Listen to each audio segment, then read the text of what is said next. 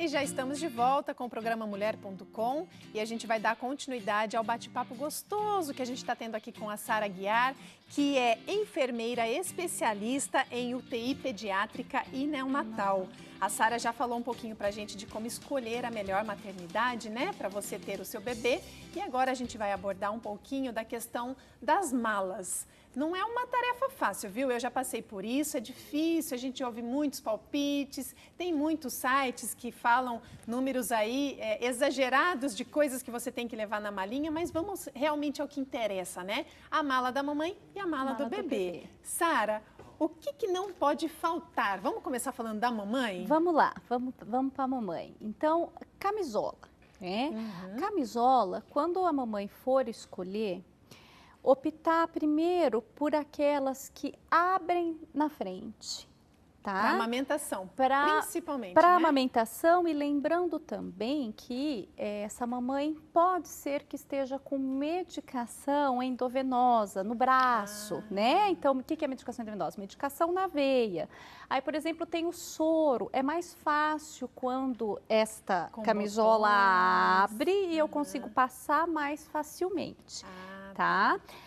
Preferencialmente as de algodão, não tanto as sintéticas, você diz? Pelo conforto, tá bom? Porque permite também uma melhor oxigenação da pele. Eu tenho que pensar que essa mamãe vai estar amamentando, então aí para oxigenação desse mamilo. Tá? Legal. Inclusive também o sutiã ser de algodão. Né? E o próprio para amamentação, né? Você que está gravidinha e você já sabe, chega uma época assim da gestação que a gente vai começar a buscar tudo relacionado ao parto. Então tem que levar quantos sutiãs você sugere? O sutiã, ó, vamos lá. O sutiã, pelo menos 3, tá? E quando a gente fala sutiã de amamentação, que sejam aqueles que eu consigo abrir na frente. E não o que geralmente as mamães procuram, que é aquele que faz uma abertura circular, que eu só abaixo. Isso, mano. Por que evitar esses aí? Na verdade, porque eu tenho células produtoras de leite, inclusive na parte axilar. E a mama, geralmente, da mamãe fica tensa, fica túrgida, né? E quando eu não exponho completamente essa mama, esse leite pode ficar represado. Então, se eu tenho aquele sutiã que eu só abro aqui na frente, mas ele me represa aqui essa lateral, pode ser um fator de risco para um engurgitamento, para o leite ficar represado. O represar do leite é a mesma coisa de empedrar? Isso. É isso? Isso. Porque eu passei por isso na amamentação da Lívia. Eu amamentei a Lívia até 1 ano e pouquinho, 1 ano e 3 meses. E em alguns momentos eu sentia que a produção de leite era maior do que a demanda dela. E eu tive um pouco desse empedramento, que você chama de represar, né? Isso, é o que a gente chama de engurgitamento. Sara, eu não tenho condição nesse momento de adquirir sutiã, desse tipo de sutiã, né? O que você consiga aí só abrir na frente, sem ser esse circular. Mas eu tenho top de ginástica de algodão, pode ser? Pode. Pode ser, é ótimo. Mas tem que abrir. Ou não? Aí eu tiro. Entendi. Tá? Eu abaixo o lado que eu vou amamentar. Dá super certo, dá uma excelente sustentação. Que legal. O que mais? A gente tem uma tela. Vamos para a tela para facilitar o nosso bate-papo? Vamos lá. Então, vamos começar pela parte da mamãe aí na tela, né? Dicas para montar a mala da maternidade.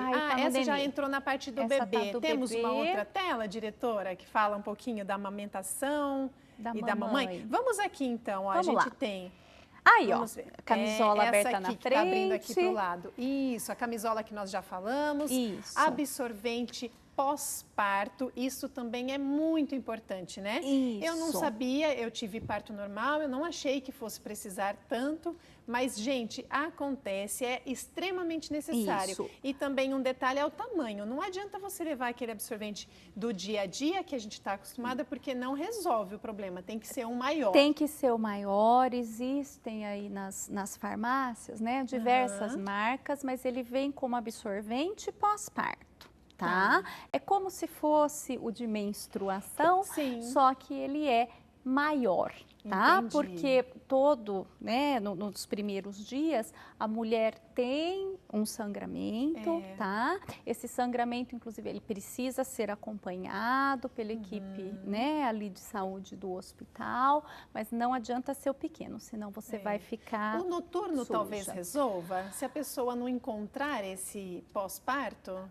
Pode, Ajuda. vai trocar com mais frequência, tá? Mas caso não encontre, então posso levar? Posso. Melhor do que nada. Melhor do que nada. E sempre avisar a enfermagem quando eu estou trocando, para a gente ter uma noção do fluxo. Tá? Legal. Outra dica importante. Isso. Absorvente, aproveitando, absorvente para seio. Esquece o absorvente para seio. Absorvente para seio, ele só é prejudicial. Acaba ficando meio de cultura para a bactéria. Tá? Olha só, nem gaste dinheiro com isso. Então, não gaste tá dinheiro com isso. pensando em comprar, esquece, porque não é bom. Não vai é ser bom, não é bom. Para a mama, para o bebê. Não, ele é contraindicado pela Sociedade Brasileira de Pediatria. E nesse caso, você recomenda aquela conchinha? Não. Também não? A conchinha também é contraindicada. Para que não fique vazando leite, na verdade, o que a mulher precisa fazer, e ela vai aprender, né? Sim. Sentir que a mama está tensa, eu retiro o excesso do leite. A concha, ela também acaba sendo um reservatório para leite, um meio de cultura, e ela fica estimulando, por conta da pressão negativa, a produção o tempo inteiro. Então, aí eu posso ter empedramento. Entendi. Então, nada de concha, nada de absorvente para seio. Sara, já comprei! Ótimo, você ainda está gestante. Vai lá e troca por fralda, tá? Entendi. Troca. Aí troca. Nem leva. Nem leva, nem leva. Vamos voltar à tela, então? A gente tem outros pontos aí para abordar. Calcinhas, quantas calcinhas e que tipo de calcinha é adequado? Tá, vamos considerar que se o bebezinho nasceu hoje, tá? Para que esse binômio, a gente fala, mãe e bebê, tenham alta, eu preciso que o bebê tenha pelo menos ali 48 horas mamado, tá? A maioria das maternidades já colhe o teste do pezinho após 48 horas de amamentação. Então, geralmente, vamos contar com o dia da internação, né? Sim. Mais 2 ali no máximo, tá? Então, pelo menos 3 calcinhas. Eu levaria, contando com este sangramento que a gente tem, levaria umas 5 calcinhas. Bonitinha, de renda, não, eu posso ter uma incisão cirúrgica, deixa ventilar. Leva uma calcinha confortável de algodão e que seja justa. Justa, não apertada, né? Mas também justa. Não muito frouxinha, muito larguinha não vai resolver. Tá. Temos mais algum ponto na tela? Sutiã Vamos lá? já foi. Sutiã já falamos. Aí é o chinelo, então, o chinelo para banho, antiaderente, né? Isso. O que acontece? Eu preciso contar sempre com risco de queda. Tá? Então, geralmente a gente leva aquele chinelinho bonitinho, tipo uma pantufa, né? Tudo lindo. E aí, muitas vezes, ele escorrega, ele sai do pé com facilidade. Então, um chinelinho que seja emborrachado, porque eu possa circular pelo quarto e tomar banho, para eu não ficar com o pé direto no chão. Legal. Tá? E sempre chamar a enfermagem nas primeiros momentos de levantar. Tá. Precisa. Anotou tudinho, Tati? Acho que sim, né? Agora a gente vai falar a questão dos bebês. A gente tem uma tela também falando das roupinhas e das coisinhas que são importantes levar na malinha de maternidade para o bebê. Body de algodão. Quantos bodyzinhos e depende do que aí na escolha do body? O body, então, leva o de manga comprida e de manga curta, tá? Vamos contar então com cerca de 3 dias de internação, então, e contando que pode sujar. Então, levaria, tá? 5 bodyzinhos, por exemplo. tá?